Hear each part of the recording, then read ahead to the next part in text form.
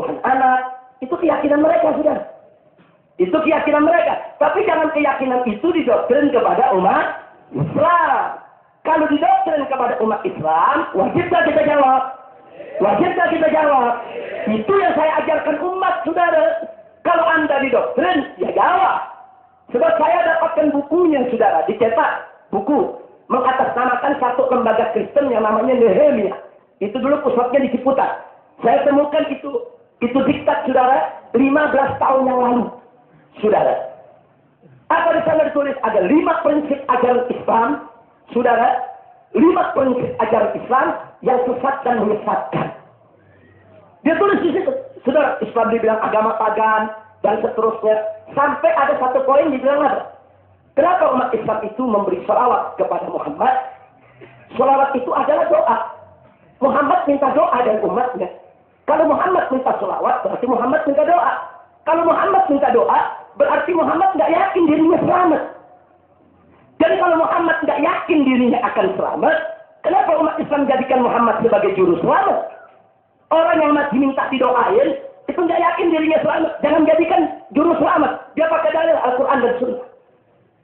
Nah, jadi saudara, ini artinya apa di sini kita lihat?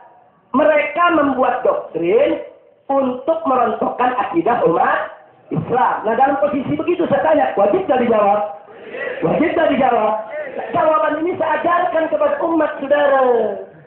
Apa kita ajarkan? Satu, saudara, bahwa sholawat itu, saudara, bukan permintaan Nabi, tapi perintah Allah.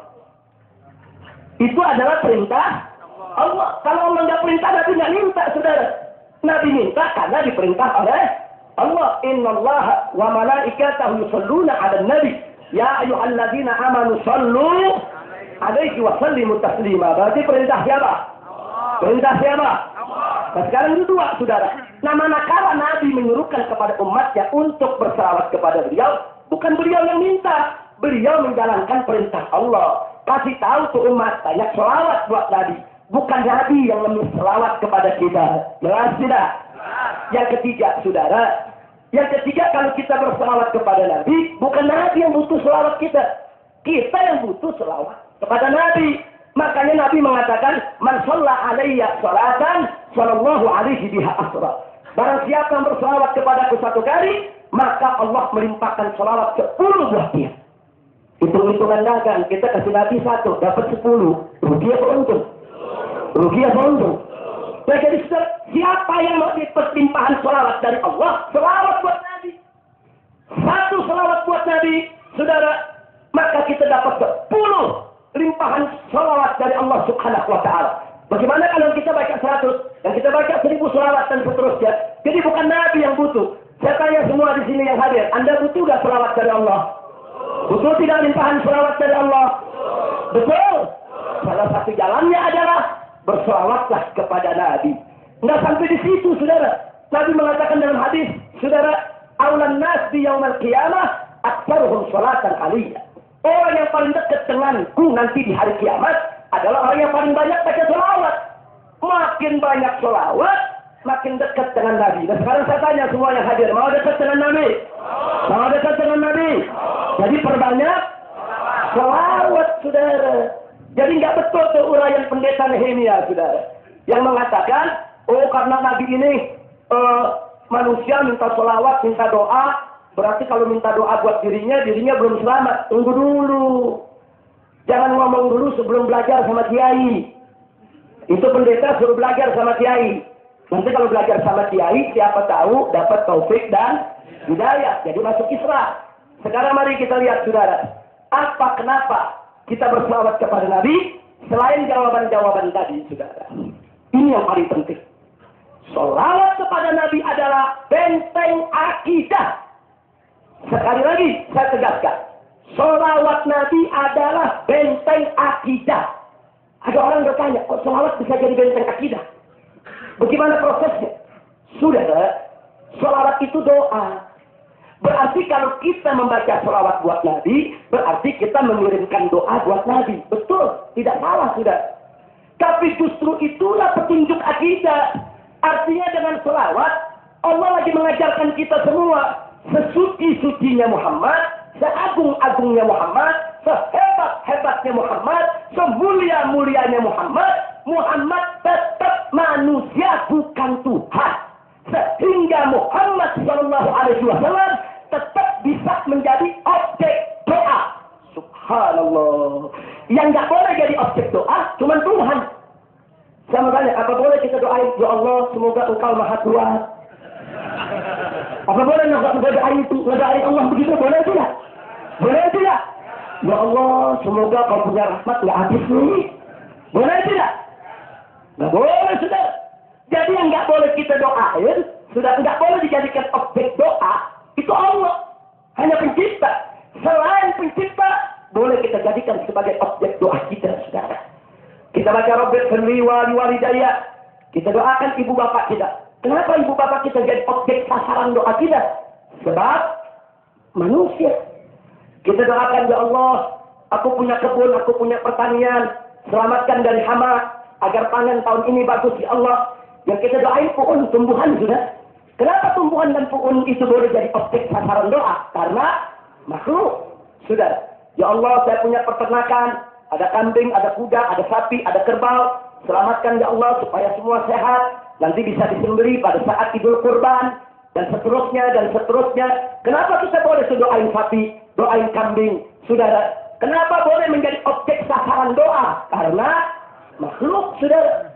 Bahkan orang kafir pun, kita berdoa kepada Allah, ya Allah hancurkan itu orang-orang kafir. Kita berdoa, Allahumma azillah syirka wal musyrikin. Hancurkan itu orang syirik dan orang-orang musyrik. Kenapa orang-orang kafir kita boleh jadikan objek sasaran doa kita dengan sumpah kita tadi, saudara? Jawabnya karena mereka makhluk. Dan sekarang, kenapa para nabi kita doain alaihimus salam? Kenapa para nabi boleh kita berikan doa dengan salam kesejahteraan, saudara? Jawabnya karena mereka adalah makhluk. Dan sekarang kembali kepada nabi. Kenapa nabi kita doakan, saudara? Sebagai bukti kalau beliau adalah makhluk. Subhanallah.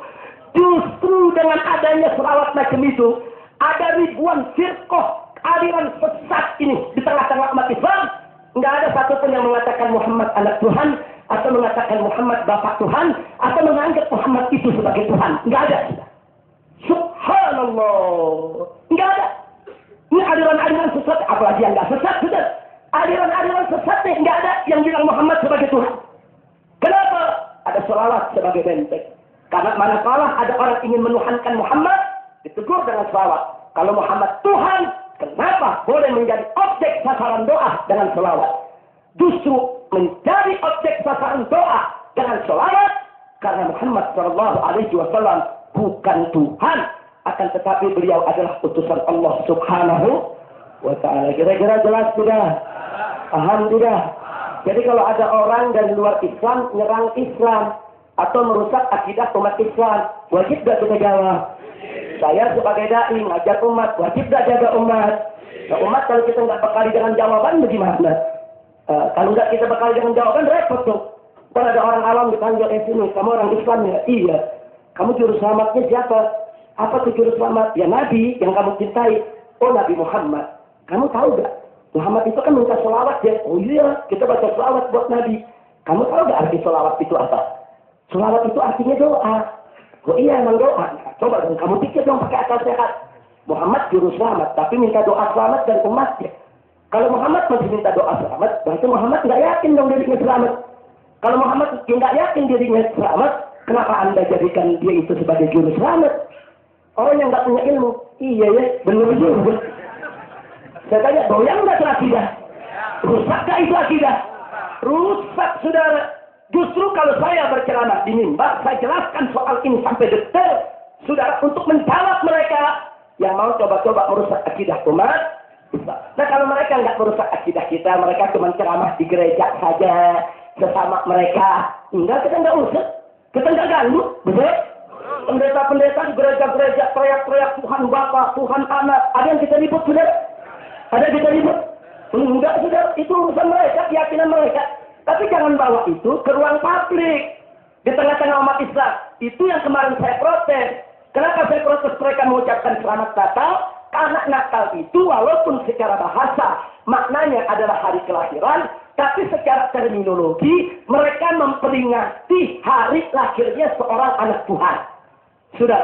Makanya, serat Natal itu artinya hari kelahiran Yesus Kristus sebagai anak Tuhan. Jadi kalau ada orang ucapkan kepada kita, selamat Natal. Artinya, selamat hari lahir Yesus Kristus sebagai anak Tuhan. Saya tanya, boleh nggak ucapkan begitu kepada orang Islam? Nggak boleh, saudara. Nggak boleh. Tapi kalau ada yang terlanjur ucapkan kepada kita begitu, ya saya ajarin umat jawab. Lam jalid, walam yulad. Nah, dia mengucapkan selamat Natal. Kan kita tahu artinya.